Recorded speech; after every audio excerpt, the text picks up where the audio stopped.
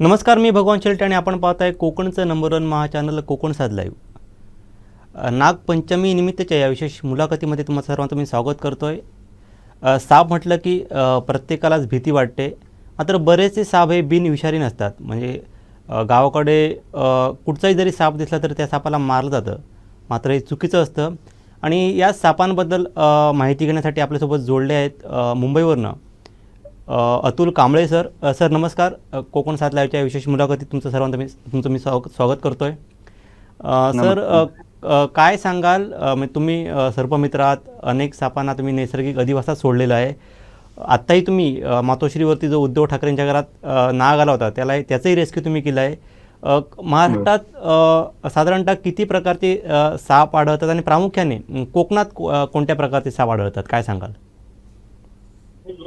जर भारतात बघायला गेलं तर 336 प्रकारचे वेगवेगळ्या प्रकारचे साप सापडतात. त्यात बिनविषारी साप आले, निमविषारी साप आले आणि अतिविषारी साप पण आले. अच्छा. तर अशा कोकणामध्ये बघायला गेलं 272 ते 73 पर्यंत साप सापडतात कोकणामध्ये. कोकणामध्ये. हो. त्यात ही 52 जाती ह्या फक्त विषारी आहेत. बाकीच्या सगळं बिनविषारी किंवा निमविषारी साप आहे. तर माणसाची समजूत ही की साप दिसला की तो विषारी. तर ह्या गोष्टीचा कुठेतरी लोकांनी अभ्यास करायला हवा. पुस्तकाच्या माध्यमातून असो किंवा आजूबाजूचे आपले जे सर्पमित्र आहेत ते जेव्हा येतील आपल्या वस्तीमध्ये स्नेक कॅचिंग करायला, तर सदर सापाबाबत जेवढी होऊ शकेल तेवढी माहिती सदर सर्पमित्राकडनं घेणं हे गरजेचं. नक्कीच. तुम्ही आता 3 प्रकारच्या सापांचा उल्लेख केला. बिनविषारी, निमविषारी आणि अतिविषारी. हे नक्की ओळखायचं कसं? आणि म्हणजे बिनविषारी साप कोणते आहेत, निमविषारी कोणते साप आहेत आणि अतिविषारी साप कोणते आहेत, याबद्दल काय सांगाल? हम्म. आता थोडक्यात माहिती द्यायची झाली तर विषारी साप हे आपल्या निशाचर प्राणी असतात जास्त करून. तर ते रातच्यालाच निघतात. विषारी साप. आणि विषारी साप त्यात कोब्रा झालं, घोणस झालं, त्यानंतर फुरस झाले, त्यानंतर मण्यार झाली. ह्या साप हे निशाचर प्राणी असतात कारण दिवसभर माणसांची वर्दळ असते.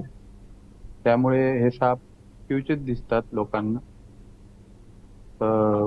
उद्धव साहेबांच्या घरी पण असाच एक प्रकार झाला होता की त्यांच्या बाजूच्या बंगल्यामध्ये ते पर्यटक स्थळी फिरण्याकरता गेले होते आणि आल्यानंतर त्यांनी ती गाडी तिथे पार्क केली होती त्यांच्या पार्किंगमध्ये. तर कदाचित तो त्या निसर्गाच्या सानिध्यातनं गरम जागा शोधण्यासाठी किंवा आपण पाहत होता की बराच दिवस पाऊस खूप जोराने चालू होता, तर त्या बिळात पाणी गेल्यामुळे ते एक उंच ठिकाणी शोधून त्या गाडीमध्ये शिरला असावा अच्छा. व तो येऊन त्या तिथे बसला असावा. आणि ती गाडी पार्क केल्यानंतर तो तिथे उतरला कलानगरच्या मातोश्री बंगल्याच्या परिसरामध्ये आणि तो लोकांच्या निदर्शनास आला व त्याची माहिती आम्हा सर्पमित्रांना देण्यात आली. ओके. व आम्ही जाऊन त्याला सुरक्षितरित्या रेस्क्यू करून त्याच्या नैसर्गिक अधिवासात सोडून दिलं. ओके. सर, सापांचा आहार नेमका काय असतो? म्हणजे बऱ्याचदा आपण पाहतो की साप घरात वास्तव्य केलेले दिसून येतात. अचानक ते कधीतरी नजरेस पडतात. कोकणात विशेषतः कौलामध्ये बरेच साप दिसतात. सापांचा काय नेमका आहार असतो? म्हणजे कोकणातल्या घरात पाली असतात, सरडे असतात, उंदीर असतात, अजून काही कीटक असतात, कोळी वगैरे. नेमका आहार काय असतो आणि कोकणातले साप स्पेशली त्यांचा आहार काय असतो, याबद्दल काय सांगाल? तर बघायला गेलं तर सापांना उंदरं हे खूप आवडतात आणि उंदरांच्या मागे हा साप जिथपर्यंत ते जातील तिथपर्यंत ते येतात. त्यामुळे सरपटणारे प्राणी सरडे झाले, बेंडूक झाले, इतर कीटकही आहेत, सापसुरुळ्या झाल्या, सापाची मावशी ज्याला आपण म्हणतो, असे सरपटणारे प्राणी हे सगळेच साप खातात आणि त्यांच्या मागे येतात. तर सापाचं एक मेन सूत्र, जसं आपण गणित सोडवताना सूत्राचा वापर करतो, तसंच एक मी सापांसाठी सूत्र बनवलेलं आहे. तर साप आपल्या घरी का येतात किंवा आपल्या आजूबाजूच्या परिसरामध्ये का दिसतात? साप हा माणसामुळे येतो, खरं म्हणजे बघायला गेलं तर. माणूस, ज्या ठिकाणी माणूस त्या ठिकाणी घाण, ज्या ठिकाणी घाण त्या ठिकाणी उंदीर, आणि ज्या ठिकाणी उंदीर त्या ठिकाणी साप. त्यामुळे माणसाने हा विचार करायला हवा की आपल्या आजूबाजूचा परिसर आपण स्वच्छ ठेवावा, जेणेकरून उंदरे येणार नाहीत आणि उंदराच्या मागे साप येणार नाही. अच्छा. म्हणजे साधा हा, तर फॉर्म्युला ह्या तुम्ही एक सांगितला आहे. सूत्रामुळे, ह्या सूत्रामुळं तुमचे सापांचे जे येणारे प्रश्न आहेत ते नक्कीच मार्गी लागतील. नक्कीच. सर, बिनविषारी साप कोणते आहेत? म्हणजे बऱ्याचदा कोकणातला एक दिवड जो साप आहे, वानेर वगैरे, हे आम्हाला माहीत असतं. अजून कोणते साप आहेत प्रामुख्याने जे कोकणात दिसतात आणि ते बिनविषारी आहेत आणि त्यांना आपण मारू नये, म्हणजे त्यांची काय आपल्याला भीती नसते असे साप? बिनविषारी सापांमध्ये जास्त करून माणसाच्या संपर्कात येणारा साप जो आहे तो धामण जातीचा साप आहे, आणि तो उंदराच्या मागे कुठपर्यंतही जाऊ शकतो. अगदी तुमच्या घरामध्ये, कानाकोपऱ्यात किंवा कौलारू घरांमध्ये. त्यानंतर पानदिवड आहेत. त्यानंतर फुकरी सर्प आहे. असे बरेचसे नावं घेता येतील अच्छा. जे कोकणात आढळतात. तर तुम्हाला त्या गोष्टीचा जर अभ्यास हवा असेल आणि अवेअरनेस हवा असेल, तर तुम्ही निलम कुमार खैरे यांचं साप हे पुस्तक वाचल्यास तुम्हाला नक्कीच त्याची माहिती मिळेल की विषारी कसे ओळखावे किंवा बिनविषारी कसे ओळखावे. ओके. नक्कीच तुम्हाला या गोष्टीची माहिती मिळेल. अजून एक प्रश्न सर आहे की म्हणजे आमच्या कोकणात पाण्यामध्ये सुद्धा बरेच साप दिसतात. तर पाण्यातले साप हे विषारी असतात की बिनविषारी असतात? सहजासहज आता आपल्या मानसी वस्तीमध्ये तरी अजून पाण्यामध्ये असलेले विषारी साप आढळून आलेले नाहीत. पण समुद्रातले काही साप असे आहेत जे अतिविषारी आहेत आणि अजूनही त्यांच्या चाव्यावरती औषध निघालेलं नाही. अच्छा. हे मासेमारी करणाऱ्यांच्या जाळ्यामध्ये खूप आढळतात. आम्ही असंच एक कॉल रेस्क्यू केला होता मुंबईमध्ये. लहान मुलं जुहू चौपाटीला खेळण्याकरता गेले होते. तर त्यांनी तो घरी पाळायचा ह्या उद्देशाने त्या मासेमारी करणाऱ्यांनी जो तो साप फेकला होता त्यांच्या अच्छा. जाळ्यात आलेला, तो उचलून त्यांनी घरापर्यंत घेऊन येण्याचा प्रयत्न केला. सुदैवाने त्यांना कुठल्याही प्रकारचा सर्पदंश झाला नाही. ते खूप मोठी नशीब पाहावं लागेल बरोबर. त्यांचं. नाहीतर एखाद्याचा घातपात होण्याची शक्यता होती आणि त्याच्यावर अजूनपर्यंत औषध बनलेलं नाही सर कुठल्याच नक्कीच. गोष्टीचं. ओके. सर, नाव काय आहे त्या सापाचं, त्या आपण जो उल्लेख केला की समुद्रात सापडणारा साप आहे तो? हुकनोस सी ओके. स्नेक असं नाव आहे त्याचं. अच्छा, अच्छा. सर, हो. अजून एक प्रश्न आहे की ग्रामीण भागात बऱ्याच जुन्या माणसाचं समज असतं की समजा सापाला आपल्याकडे थोडीफार मारहाण झाली किंवा साप आपल्याकडनं दुखावला गेला, तर तो आपली पाठलाग करतो. यात कितपत तथ्य आहे की याच्या मागची काही वेगळी कारणं आहेत का? साप डूख धरणे किंवा तो आपल्या मागे लागणे, ह्या गोष्टी सगळ्या काल्पनिक आहेत. कारण मुळात त्याला घडलेल्या गोष्टी ध्यानात राहत नाही. त्यामुळे साप डूख धरणे हे शक्य नाही. आणि साप आपल्या मागे लागतो किंवा सारखा तो आपल्या घरात येतो, हे सपशेल खोटं आहे. आणि साप येण्याचं कारण म्हणजे बरेच जण बोलतात की मी ह्या काठीने साप मारलाय. तर माझ्यासाठी ही काठी खूप लकी आहे, कारण ही नेहमी मी ह्या काठीने साप मारतो आणि ती आपली लकी काठी म्हणून कोण घरात ठेवून देतं. तर त्या काठीला त्या सापाचं लागलेलं रक्त आणि त्याचा जो वास, त्या वासाला अट्रॅक्ट होऊन इतर साप त्या ठिकाणी येतात. अच्छा. म्हणजे ते कारण नेमकं आहे की पाठलाग नसून ते सापाच्या त्या अजून कुठच्या तरी द्रवाने, त्या वासाने साप दुसऱ्या घरात आपल्या प्रवेश करतो. वासाने प्रवेश करतो. ओके. सर अजून एक माझा प्रश्न आहे की सापांचा अधिवास नेमका कसा ओळखावा? म्हणजे बऱ्याच वेळा वारुळात साप दिसून येतात किंवा अजून आपल्या घराच्या आजूबाजूला दिसतात.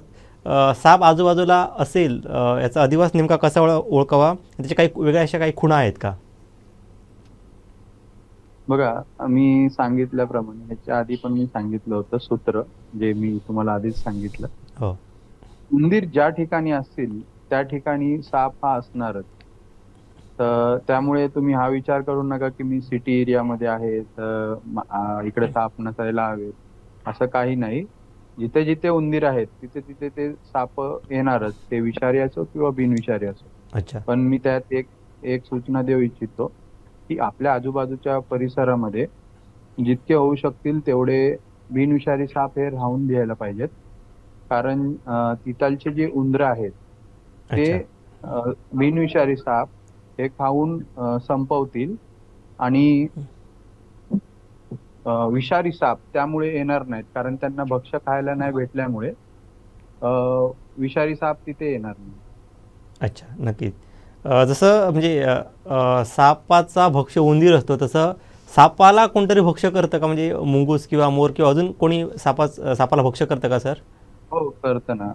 मुंगूस मुंगूस आहेत, मोर आहेत, आणखी जसं घोरपड झाली म्हणजे तर घोरपड पण सापाला हे करते? हो, खाते. कारण कसं आहे, बिनविषारी साप असला तर ते एकमेकाला खातात, पण असं नाही की हे विषारी आहे आणि ते विष त्यांना चढेल, अच्छा. असं नाही. अ, अ, मुंगसामध्ये नैसर्गिक शक्ती आहे की सापाचं वेनम हे पचवू शकते. अच्छा. हम्म. नक्कीच सर. अजून एक प्रश्न आहे की साप नेमकी कात कधी टाकतो आणि त्याच्यामागचं काय कारण आहे? कशामुळे साप कात टाकतोय? अ, आ- आपण ज्या प्रकारे आपले नख कापतो वाढल्यानंतर, हं. तसंच सापांची काट टाकणे हे त्यांच्या एक मेलेलं अंग असतं. ते प्रत्येक 2 ते 3 महिन्यानंतर ते आपल्या अंगावरची काट टाकत असतात. ते एक त्यांचं मेलेलं अंगच असतं, जे अं, एखाद्या अडीअडचणीमध्ये जाऊन ते आपलं कात काढत असतात नक्कीच प्रत्येक सर. 2 ते 3 महिने. नक्कीच सर. सर माझा शेवटचा प्रश्न तुम्हाला, वेळ संपत आली आपली. साप चावल्यानंतर, एखादा विषारी साप चावल्यानंतर प्राथमिक उपचार काय करावेत आणि सुरुवातीला पहिली काळजी कोणती घ्यावी? सगळ्यात प्रथम तर आत्ता सगळ्यांकडे अँड्रॉइड फोन आहेत. तर जितके असू शकतील आता, हे जितके प्रेक्षक आपला हा प्रोग्राम पाहत आहेत त्यांनी प्ले स्टोअरमध्ये जाऊन जर सर्पमित्र ॲप हे डाउनलोड केलं तर बरं होईल. त्यात जेणेकरून सगळी माहिती दिलेली आहे, सर्पदंशावर माहिती दिलेली आहे, फॉरेस्ट डिपार्टमेंट, आजूबाजूचे दवाखाने आणि आपल्या लोकल वस्तीमध्ये असलेले सर्पमित्र. सर्पमित्र असल्यामुळे त्यांनी ह्या गोष्टी बऱ्याचदा हँडल केलेल्या आहेत. त्यामुळे त्यांना जर तुम्ही सर्पदंश झालेलं सांगितलात तर ते स्नेक अँटीवेनम ह्याचा लवकरात लवकर पाठपुरावा करून लवकर त्या रुग्णांचा जीव वाचू शकतो. आणि साप चावल्यानंतर कधीही तांत्रिक मांत्रिकाकडे जाऊन आपला वेळ न घालवता लवकरात लवकर सरकारी हॉस्पिटलमध्ये जाणं हे गरजेचं आहे, ज्या ठिकाणी स्नेक अँटीवेनम भेटेल. कारण आम्ही बऱ्याचदा पाहिलंय की दवाखान्यात गेल्यानंतरही रुग्णांना सर्पदंशावरती औषध अवेलेबल नसतं. त्यात रुग्णांच्या नातेवाईकांचे खूप हाल होतात. तर त्याकरता मी मुंबईमध्ये बऱ्याच ठिकाणी कंस्ट्रक्शन लाईन्स असतील, मेट्रो लाईन्स असतील, ह्या ठिकाणी बरेच स्नेक अँटीवेनम ठेवलेले आहेत, जेणेकरून कोणाला बाईट झाले तर लगेचच्या लगेच दवाखान्यात आपल्याला घेऊन जाता येईल. अच्छा. आणि मी येणाऱ्या काळामध्ये एक टीम पण बनवत आहे जी सर्पदंशावरती काम करण्याकरता काम मदत करतील. नक्कीच सर. म्हणजे खरंच मी खूप अनमोल अशी माहिती दिली. म्हणजे अगोदर म्हटलं जातं की साप हा शेतकऱ्यांचा मित्र आहे आणि बरेच आपल्या आजूबाजूला बिनविषारी साप असतात ते तसेच असू द्यावेत. सगळेच साप विषारी नसतात आणि साप आपल्या शेजारी का येतात तर त्याला आपणच काही अंशी जबाबदार असतो. सर खरंच खूप सुंदर माहिती दिलात आणि आपला वेळ देऊन आमच्याशी संवाद साधला त्याबद्दल तुमचे आभार मानतोय. पुन्हा एकदा धन्यवाद. थँक्यू.